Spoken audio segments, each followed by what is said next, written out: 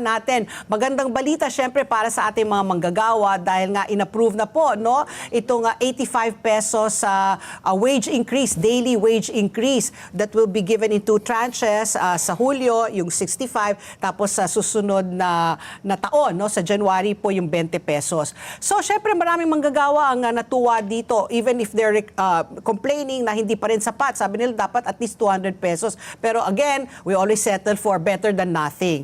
But now we want to get your side as the employer po. What is your reaction po dito po sa announcement po ng DOLE?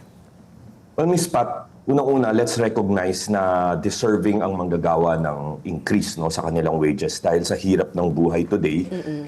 Yung take-home pay nila hindi naman tumataas, tapos inflation pa.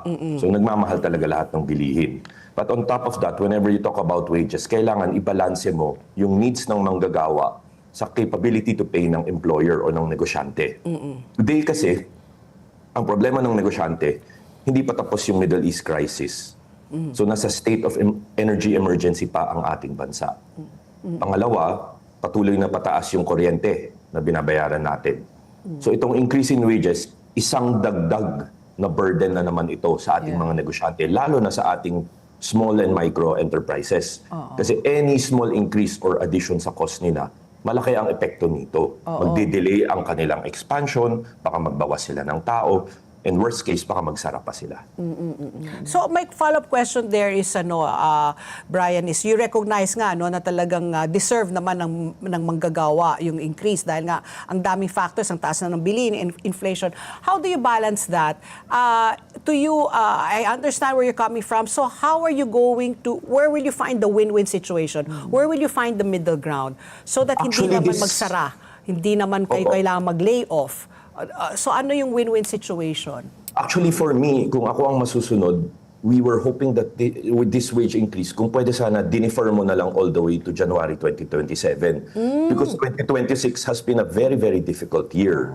We had the US tariff situation. We had the Middle East crisis. Hindi pa rin naman bumabalik sa normal levels yung ating crudo. And then now, merong threat nitong pagtaas ng presyo ng kuryente kasi magkakaroon daw ng El Nino. On top of that, may mga rotating brownouts na sa Visayas. So ang daming fini-face. And then yung dollar natin, fortunately, is at an all-time low din. So paano makakatulong sa negosyante ito no? If you add all of these things up? Had you moved it later on to let's say 2027, at least may konting relief, magkaroon kami ng konting ramp up towards this increase. Anyway, split mo na rin into 2 tranches. Might as well just backload it into the second tranche. Yun po sana ang makakatulong. But this does not mean na hindi namin nire-recognize ang needs ng manggagawa. In fact, ang needs ng manggagawa natin, hindi lang naman madadaan lagi sa wage increase. Pwede naman yung gobyerno, for example, tumulong in the sense na pag nagbibigay ka ng income tax holiday, itaas mo na yung bracket ng income tax holiday mo from 21,000.